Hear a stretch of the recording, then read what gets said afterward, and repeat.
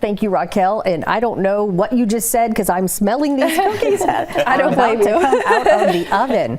So, Janine, yes. Are those almost finished? They're almost finished. Okay, we'll give them, because I thought we could talk a little bit about what's in them once again. Yeah, they're just about done. They're starting to brown. Good. Yes, so it's so versatile, and we've all got those cake mixes in our pantries. You know, red velvet, chocolate, yellow cake, all popular flavors.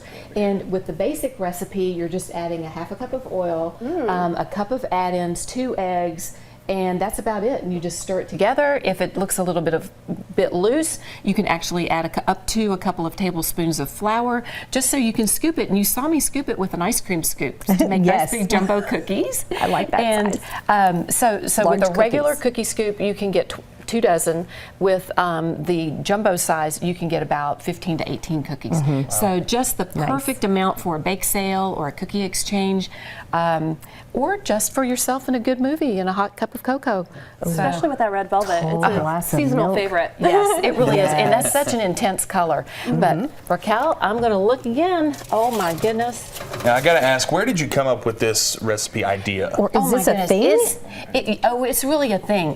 This is an old technique, you know, or an old trick of, you know, just every good home baker has this recipe under their belt. There's a variation that instead of using, well, they actually add Cool Whip, and then they call them Cool Whip cookies. And you can, so just Google that, Cool Whip cookies, and that's with a cake mix, Cool Whip, and some eggs. But as you can see, our butter pecan cookies are nice and puffy. Another thing that we could have done if you wanted them to be more flat like that is to take a glass, dip it in flour, and then just tap on each one of those. So they look more like regular cookies. Yes, but with these, we're going to, we just kind of left them puffy. Let's see, I think there's a little. Is there a spatula around here? How about, that'll How about this? Yeah, that'll work, great. Yeah, we're really cooking on the midday show. We are. Well, as you can see, the bottom browns beautifully, and you would want to wait a couple of minutes before, you know, as you can see, before you would transfer them to a cooling rack, because they're nice and soft right now. But as they cool, they kind of deflate a little bit, and then they, the edges become crispy. But as you can see, these are going to be so soft and puffy. Just be careful, Isaac. Don't burn your teeth on that. I'm on a hot streak this time. There we go. And we have about 30 seconds, so be careful if you need a fork to try that. And since it's hot, pass me a fork. yes, ma'am. There we go.